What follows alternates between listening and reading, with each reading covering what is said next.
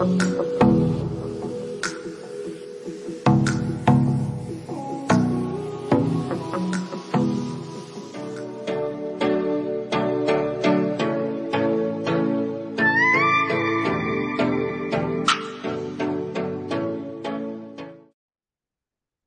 warahmatullahi wabarakatuh. Selamat siang.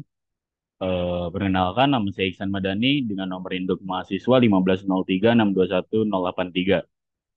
Pada hari ini saya akan eh, memba- membaca hasil analisis saya soal penerapan model pembelajaran. Pada hari ini saya membahas penerapan model pembelajaran Project Based Learning atau PJBL pada kompetensi dasar mata pelajaran aplikasi perangkat lunak dan interior gedung. Baik, saya mulai. Menurut Arfan Diete AL pada tahun 2022, pendidikan vokasi merupakan suatu jenjang pendidikan yang melaksanakan kegiatan pelajaran dengan lebih menekankan pada keahlian peserta didik di bidang tertentu. Berdasarkan sistem tersebut, berdasarkan sistem pendidikan di Indonesia, pendidikan vokasi untuk tingkat menengah itu dilaksanakan di SMK dan MAK. Dan tujuan utamanya sendiri dari pendidikan vokasi adalah untuk membentuk peserta didik agar memiliki keahlian, keterampilan, dan siap untuk bekerja di dunia industri sesuai dengan program keahliannya. SMK merupakan sekolah kejuruan yang pada dasarnya berada pada jenjang pendidikan menengah dan berperan sebagai institusi penyedia tenaga kerja tingkat menengah. Lembaga ini dituntut untuk dapat menghasilkan lulusan yang sesuai dengan harapan dunia kerja, dikutip dari Fernandes et al. Tahun 2022. Salah satu program keahlian dalam ranah pendidikan teknik bangunan atau PTB adalah desain permodelan dan informasi bangunan atau DPIB. Dalam program keahlian desain permodelan dan informasi bangunan atau DPIB ini terdapat mata pelajaran aplikasi perangkat lunak dan interior gedung yang mana mata pelajaran tersebut mempelajari seputar pembuatan desain bangunan menggunakan aplikasi dua dimensi maupun tiga dimensi, kemudian membuat miniatur dari bangunan yang sudah dirancang, dan mempelajari interior dari suatu bangunan. Maka analisis model pembelajaran yang akan dilakukan kali ini yaitu analisis penerapan model pembelajaran Project Based Learning atau PJBL pada mata pelajaran aplikasi perangkat lunak dan interior gedung. Hal ini dikarenakan pada mata pelajaran ini menerapkan prosedur pembuatan suatu bangunan pada aplikasi dua dimensi maupun tiga dimensi dan mengaplikasikan interior pada bangunan yang telah dibuat pada aplikasi tersebut. Pada kompetensi dasar tersebut, peserta didik diharapkan mampu mencapai beberapa indikator seperti mengoperasikan aplikasi penggambaran, baik dua dimensi maupun tiga dimensi, menjelaskan prinsip desain, kebutuhan pekerjaan, dan tema desain interior. Pada proses pembelajarannya pada aplikasi perangkat lunak dan interior gedung ini dilakukan secara teori dan juga praktek. Dalam hal ini dapat kita katakan bahwa praktek itu merupakan wujud nyata dari sebuah teori, di mana peserta didik dapat mendemonstrasikan teori yang sudah dijelaskan oleh gurunya dalam bentuk benda nyata yang dilaksanakan dalam workshop Yonara pada tahun 2015.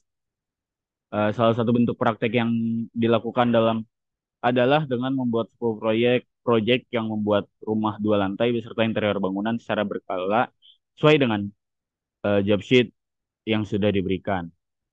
Berdasarkan penjelasan yang sudah disampaikan di atas, dapat disimpulkan bahwa model pembelajaran yang cocok untuk diterapkan pada kompetensi dasar tersebut adalah model pembelajaran Project Based Learning atau PJBL. Yang dimana model pembelajaran Project Based Learning ini merupakan model pembelajaran yang memotivasi siswa untuk belajar secara mandiri, kolaborasi, dan juga kreatif. Dikutip dari Dewi tahun 2020.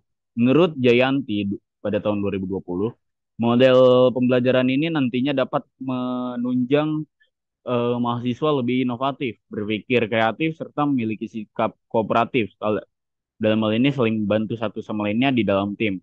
Selain itu juga model pembelajaran ini menggunakan proyek atau kegiatan sebagai media melalui proses inquiry, dikutip dari Surisman tahun 2019. Model pembelajaran project based learning ini suatu model yang menciptakan kelas dengan suasana yang nyata, dan model pembelajaran ini melihat atau melibatkan peserta didik secara mandiri untuk meningkatkan daya pikir secara kritis terhadap proyek yang akan dikerjakan melalui masalah-masalah yang ditemukan oleh peserta didik. Kemudian dengan sistem pembelajaran yang aktif nantinya akan menumbuhkan jiwa kreativitas pada peserta didik dalam mengajarkan sesuatu yang diberikan oleh guru. Dan pada saat pembelajaran berlangsung itu, untuk mendukung hal tersebut, maka diperlukan juga pendekatan yang efektif, yaitu sains, teknologi, engineering, dan matematik atau STEM, sesuai dengan empat keterampilan dasar yang dibutuhkan pembelajaran pada abad 21, seperti critical thinking and problem solving, creativity and innovation, communication and collaboration. Dikutip dari Kholida dan Supriyatno tahun 2020, Anindayati dan Wahyudi pada tahun 2020, Fitriah et al. 2021, dan Iriani dan Wicaksono 2021. Kemudian menurut Fitriah et al. Pada tahun 2021, guru sebagai fasilitator yang berkolaborasi dengan peserta didik demi pembelajaran yang efektif, itu untuk mencapai tujuan tersebut maka diperlukan penerapan langkah-langkah project based learning, yaitu satu, penentuan pertanyaan mendasar atau start with the essential question. Dua, mendesain perencanaan proyek, design a plan for the project. Tiga, menyusun jadwal atau create a schedule. Empat, memonitor siswa dan kemajuan proyeknya, monitor the student and the progress of the project. Dan yang terakhir, lima, menguji hasil atau maksud saya kelima, menguji hasil atau assess the outcome. Dan yang terakhir, mengevaluasi pengalaman atau evaluate the experience. Dengan demikian, tujuan dari kegiatan pelajaran dapat tercapai dan berkembang. Sekian hasil analisis yang dapat saya paparkan pada hari ini. Kurang lebihnya mohon maaf. Wassalamualaikum warahmatullahi wabarakatuh.